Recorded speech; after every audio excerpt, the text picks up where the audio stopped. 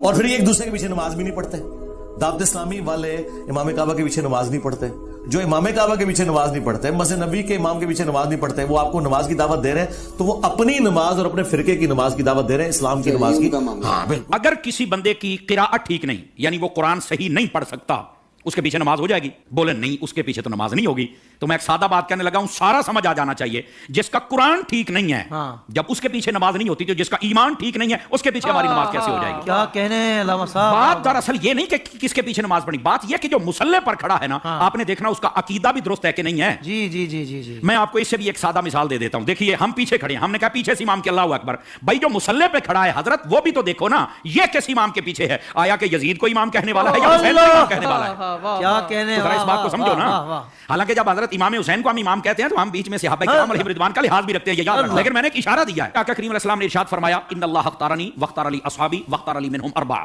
فرمایا اللہ نے سب سے پہلے میرا انتخاب فرمایا, میرے بعد میرے صحابہ کا انتخاب فرمایا, پھر میرے لیے ان میں سے 4 کو چنا. حق 4 یار بھی آ گئے, ٹھیک ہے. پھر اس کے بعد فرمایا, اس کے مختلف پہلو آگے ہیں, مختلف الفاظ و طرق و سند, یہ روایت ہے. لیکن ایک روایت یہ بھی ہے, فرمایا ان قریب ایک قوم آئے گی, ینتقصونہم ویسبون اصحابی, جو میرے صحابہ کرام میں سے نقص نکالے گی, عیب نکالے گی اور گالیاں دے گی. فرمایا جب یہ آئے تو حضور ہم نے کیا کرنا ہے؟ فرمایا لا تواکلوہم ولا تشاربوہم ولا تسلموا علیہم ولا تسلوا معہم ولا تناکحوہم او کما قال علیہ السلام. میرے آقا کریم علیہ السلام نے فرمایا, نہ ان کو سلام کہنا ہے, نہ جواب دینا ہے, نہ رشتہ دینا ہے, نہ لینا ہے, نہ روٹی پکا کے ڈالنی ہے, نہ ان کے ساتھ کھانی ہے. اور میرے نبی کریم علیہ السلام نے فرمایا, مر جائیں تو جنازہ نہیں پڑھنا, ان کے ساتھ نماز نہیں پڑھنی, سمجھ آ رہی, ان کے ساتھ نکاح نہیں کرنا. تو میں نے کہا یہ ہمیں چورن مت بیچو, ہم نے حضور کی حدیث پڑھی ہوئی ہے. اگر کوئی چاہتا ہے کہ ہمارے سامنے کھڑا ہو کر ہمارا امام بنے, امام بننے سے پہلے بندہ بن کے مجھے یہ بھی بتائے تیرا نبی کے بارے میں کیا عقیدہ ہے, تیرا صحابہ کے بارے میں کیا عقیدہ ہے, تیرا افضلیت صدیق اکبر بکار بارے میں کیا عقیدہ ہے, تو کل صحابہ کو جنتی مانتا ہے یا نہیں مانتا, تو نبی پاک کی اہل بیت کے بارے میں کیا کہتا ہے, یہ سارے عقیدے مجھے بتا دے, میں تیرے پیچھے کھڑا ہو کر نماز پڑھ لوں گا.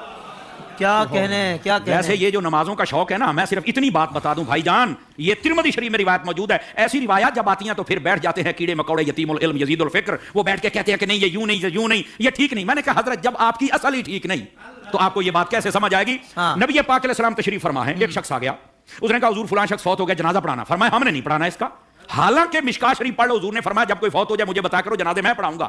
آپ اس بات کا اظہار فرمایا کرتے تھے کہ جنازہ میں نے پڑھانا, میں نے مفہوماً و مختصراً بات سنائی ہے. اس کا جنازہ کیوں نہیں پڑھا؟ جب سوال پوچھا گیا تو آقا کریم علیہ السلام نے فرمایا انہ کان یبغض عثمان بن عفان, یہ میرے عثمان سے بغض رکھتا ہے. جب حضرت عثمان کے بغضی کا جنازہ نہیں پڑھنا, تو بتاؤ پھر ابو بکر کے بغضی کا جنازہ ہم کیسے پڑھ لیں؟ بتائیے کیسے ہم ان کے پیچھے نمازیں پڑھ لیں اور ان کے آگے کھڑے ہو کر ان کے جنازے پڑھائیں اور ان کے ساتھ ہم پیار کی پینگیں چڑھائیں اور ہم ان کو جفیاں ڈالیں؟ بھائی ان سب کو سمجھنا چاہیے, یہ ڈائریکشن ہے سیدھی سڑک, یہ شفاعت نگر کی ہے.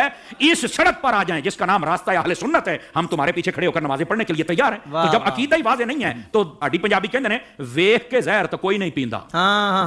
حضور شاہ صاحب ہماری پنجابی ویکھ کے زہر تو کوئی نہیں پیندا, تو پھر ہم تو نہیں پی سکتے.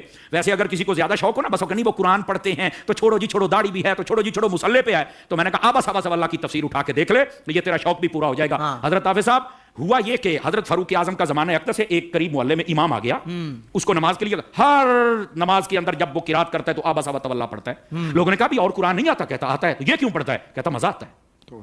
اچھا, انہوں نے کہا ذرا حضرت فاروق اعظم کی خدمت میں لے کے چلے. حضرت فاروق اعظم کو بتا, آپ نے طلب فرما لیا, واقعہ لمبا ہے, آپ نے طلب فرما لیا. آپ نے جب طلب فرمایا تو آپ نے کہا کیوں پڑھتا ہے؟ کہتا ہے مجھے نا اصل میں مزہ آتا ہے, اس لیے کہ اس میں معاذ اللہ اس کی سوچ دیکھو, پڑھ سب کچھ رہ گیا لیکن سوچ دیکھو اس کی. اس نے کہا جی بات یہ ہے کہ اللہ نے اپنے حبیب کو یہاں جھڑکی پلائی ہے تو مجھے بڑا مزہ آتا ہے. استغفر اللہ. یہ خارجیانہ سوچ تھی, سمجھ آ رہی ہے میری بات کی, یہ توہین کی سوچ تھی. یہ کامل و اکمل لوگوں کا یہ شیوہ ہی نہیں ہوتا. اور ایسی جو ہمارے سامنے مثالیں ہوتی ہیں نا, وہ ہمیں سمجھنے کے لیے مثالیں ہوتی ہیں, اور پھر ایسے لوگوں کا حشر کیا وہ بھی سننا ذرا, ٹھیک ہے. حضرت فاروق اعظم نے اچھا تجھے مزہ آتا ہے؟ کہا بالکل. آپ نے تلوار منگائی اور 2 ٹکڑے کر دیے اس کے. آپ نے فرمایا ودوحا پڑھ کے تجھے مزہ نہیں آتا؟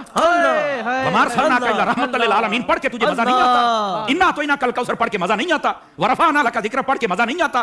یعنی جو قرآن پڑھ کے دل میں توہین مصطفیٰ کی رکھے, جب اس کے پیچھے نہیں ہوتی تو جو سریعام میلاد پر کفر کے فتوے لگائے ان کے پیچھے کیسے ہو جائے گی؟ امام کعبہ کے پیچھے نماز نہیں ہوتی.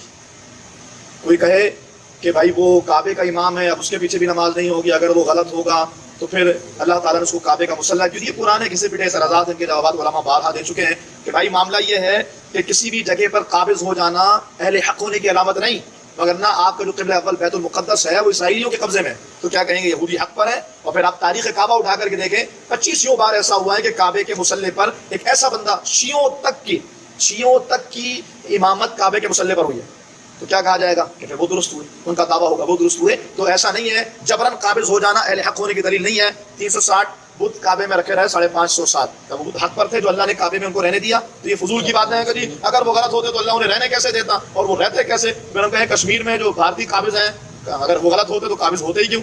یہ عجیب سی بات ہے۔ ہاں اب یہ سوال کہ نماز کیوں نہیں ہوتی، تو بھائی اس کے لیے امام کا جو عقیدہ ہے وہ درست ہونا ضروری ہے۔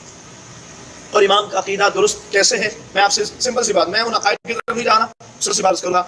آپ کے کسی عزیز کی کسی رشتہ دار کی قبر ہے اور اس رشتہ دار کی قبر کو برابر کر دیا کسی بندے نے، مسمار کر دیا، اس کے پیچھے نماز پڑھیں گی؟ جنت البقیع میں 10,000 صحابہ کرام کی قبروں پر بلڈوزر چلا دیا گیا، پھر بھی ہم کہیں کہ یہ وقت پر ہے۔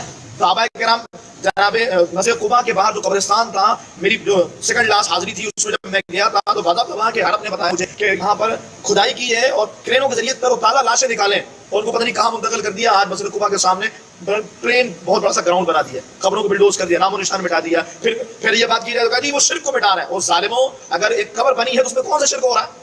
کون سے شرک ہے مجھے بتائیں؟ ایک قبر ہے مسلمانوں کا قبرستان، اس کو بلڈوزر چلانا، یہ کون سا شرک ہے؟ یہ ایک بات ہے، اس کے علاوہ 20 ایسی خباثتیں ہیں جس کے تناظر میں یہ بات بالکل طے شدہ ہے۔ اور اگر کسی کو پھر بھی بات سمجھ میں نہ آئے تو محمد بن عبد الوہاب رشدی کی کتاب کتاب التوحید ہے، اس کا اردو ترجمہ ملتا ہے، اس کو پڑھیے آپ۔ اس میں ان کے وہابیوں کے عقائد لکھے ہیں۔ جس محمد بن عبد الوہاب رشدی کو یہ لوگ اپنا مقتدا مانتے ہیں، جس کا نظریہ بھی سعودیہ میں رائج ہے، اس ابن عبد الوہاب رشدی کو پڑھیں تو آپ کو پتا ہوگا ننگی گالی اس نے اپنی کتاب میں دی ہے، اور یہ سارے اس کو فالو کر کے اس کو اپنا بڑا اپنا امام اپنا مقتدا مانتے ہیں۔ وہ توصیف الشیطان جب اس کا نام لیتا ہے تو رحمۃ اللہ علیہ پتہ نہیں کیا کیا بول رہا ہوتا ہے۔ تو اس لیے ایسے لوگوں کے پیچھے نماز نہیں ہوگی جن کے عقائد